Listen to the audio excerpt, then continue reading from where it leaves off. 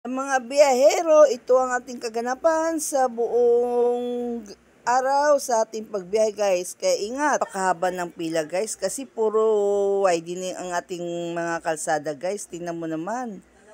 Ang hirap bumiyahe pag nag-land trip po tayo from Visayas, Mindanao to Luzon.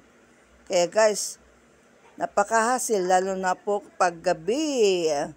Buhol-buhol ang traffic at lubak-lubak ang kalsada guys. Kaya ingat po sa mga biyahero. Ito po yung kaganapan habang ikaw ay nabiyahe papuntang Samar to Quezon Province guys.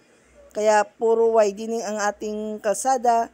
Road widening kaya puro lubak-lubak ang kalsada. Kaya traffic po. Ingat-ingat ang kaganapan sa aming pagbiyahe guys. Kaya mas maganda may araw ang biyahe natin kaysa gabi.